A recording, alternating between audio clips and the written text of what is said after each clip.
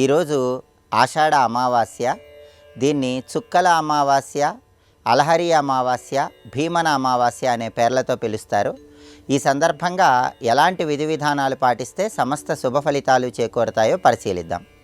ప్రధానంగా ఆషాఢ మాసంలో వచ్చే అమావాస్య తిథి గౌరీదేవికి ఎంతో ప్రీతిపాత్రమైన రోజు.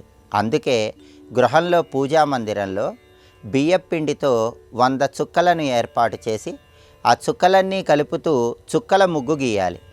అలా చుక్కల ముగ్గు గీసిన తర్వాత ఆ చుక్కల ముగ్గు మధ్యలో మట్టి ప్రమిదల్లో ఆవు నెయ్యి కానీ నువ్వుల నూనె కానీ పోసి దీపాలు వెలిగించాలి. ఆ తర్వాత పూజా మందిరంలో పూజాపీఠం మీద తమలపాకులో పసుపు ముద్ద ఉంచి గౌరీదేవి స్వరూపంగా భావించుకుంటూ ఓం హ్రీం గౌరీదేవి అయి నమః అనే మంత్రాన్ని 21 సార్లు పఠిస్తూ అక్షింతలతో పుష్పాలతో గౌరీదేవిని పూజించాలి. గౌరీదేవికి అరటి పండ్లు నైవేద్యంగా సమర్పించాలి. ఇలా చుక్కల ముగ్గు వేసి గౌరీదేవిని పూజించే అమావాస్య కాబట్టి దీన్ని చుక్కల అమావాస్య అనే పేరుతో పిలుస్తారు.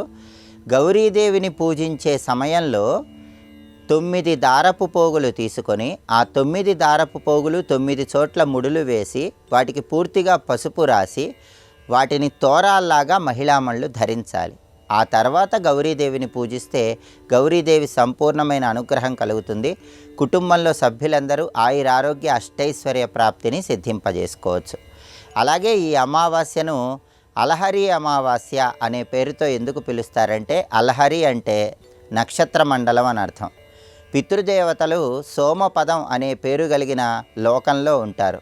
గతించిన పితృదేవతలందరికీ కూడా ఉన్నత లోకాలు 1000 సంవత్సరాల పాటు సిద్ధింపజేయటానికి ఉపయోగపడే అమావాస్య కాబట్టి దీన్ని అలహరి అమావాస్య అనే పేరుతో పిలుస్తారు. ఇంటి యజమాని ఈరోజు స్నానం చేసిన తర్వాత గతించిన పితృదేవతలను స్మరించుకుంటూ దక్షిణ దిక్కుకు తిరిగి నల్ల నువ్వులు కలిపిన నీళ్లు విడిచిపెట్టాలి. దానివల్ల కుటుంబంలో ఎవరికి పితృదోషాలు పితృశాపాలున్నా వాటి తీవ్రతను తగ్గింపజేసుకోవచ్చు.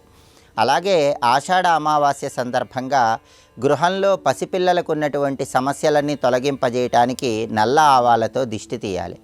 అలాగే దీన్ని భీమన అమావాస్య అనే పేరుతో ఎందుకు పిలుస్తారంటే పరమేశ్వరుడికి భీముడు అనే పేరు ఉంది. భీముడు అని పిలువబడే పరమేశ్వరుడికి పార్వతీదేవికి ఇద్దరికీ ప్రీతిపాత్రమైన అమావాస్య కాబట్టి దీన్ని భీమన అమావాస్య అనే పేరుతో పిలుస్తారు. ఈ భీమన అమావాస్య సందర్భంగా జ్యోతిర్భీమేశ్వర వ్రతం అనే ఒక ప్రత్యేకమైన వ్రతాన్ని మహిళామణులు ఆచరించినట్లయితే దీర్ఘాయుర్దాయము, ఐశ్వర్యము, కుటుంబంలో ధనధాన్య సమృద్ధి ఏర్పడుతుంది. ఈ జ్యోతిర్భీమేశ్వర వ్రతాన్ని ఎలా ఆచరించాలంటే గృహంలో పూజా మందిరంలో గౌరీ పూజ చేయటంతో పాటుగా పార్వతీ పరమేశ్వరుల చిత్రపటాల దగ్గర 2 మట్టి ప్రమిదలను ఉంచి ఆ 2 మట్టి ప్రమిదల్లో కూడా నువ్వుల నూనె పోసి దీపాలు వెలిగించి ఆ మట్టి ప్రమిదలను పుష్పాలతో అలంకరణ చేయాలి.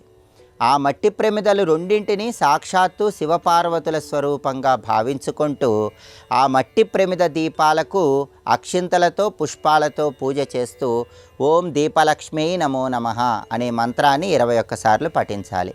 ఇలా వెలిగించినటువంటి మట్టి ప్రమిదలనే సాక్షాత్తు పార్వతీ పరమేశ్వరుల స్వరూపంగా భావించుకుంటూ ఆ మట్టి ప్రమిదలకు పూజ చేసి హారతి ఇచ్చి వాటి దగ్గర తీపి పదార్థాలు నైవేద్యంగా సమర్పించి ప్రసాదంగా స్వీకరిస్తే దీన్ని జ్యోతిర్భీమేశ్వర వ్రతం అనే పేరుతో పిలుస్తారు. దీనివల్ల సంవత్సరం పాటు పార్వతీ పరమేశ్వరుల సంపూర్ణమైన అనుగ్రహం కలిగి సమస్త శుభ ఫలితాలను సిద్ధింపజేసుకోవచ్చు. ఇంతటి ప్రత్యేకత ఆషాఢ అమావాస్యకు ఉంది కాబట్టి ఈ విధి విధానాలు పాటించండి. సమస్త శుభ ఫలితాలను సిద్ధింపజేసుకోండి.